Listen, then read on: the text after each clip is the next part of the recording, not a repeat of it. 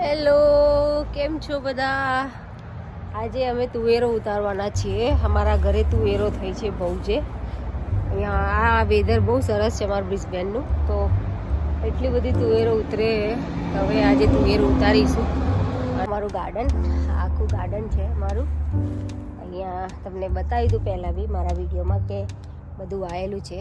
અત્યારે થોડું ગ્રીનરી વધારે થઈ ગઈ છે કારણ કે ઠંડી ચાલુ થઈ ગઈ ને, એટલે તો તમને બતાવું. ચલો આગળ શું શું આવેલું છે મારા ગાર્ડનમાં.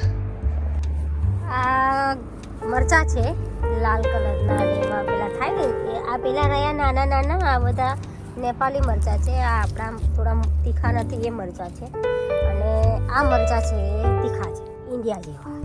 આ મરચાં છે, આ સોટી પાપડી છે આ બધી. પછી અહીંયા કારેલા હવે ઉગવા મળ્યા છે, થોડા વટાણા છે, થોડી મેથી નાખેલી. આ મરચાં છે પાછા, થોડી કોથમી છે.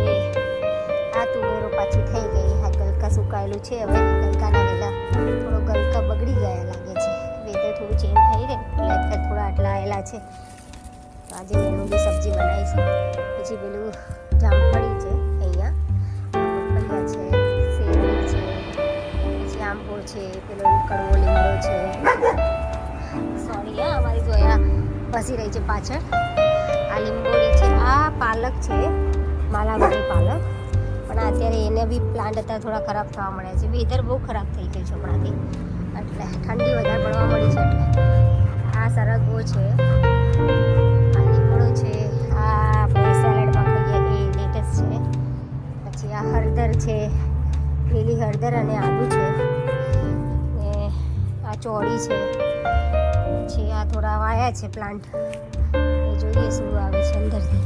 મને નહીં ખબર કે આ શું ઉગ્યું છે. એમને એમ સીડ નાખી દઉં એટલે ખબર નથી.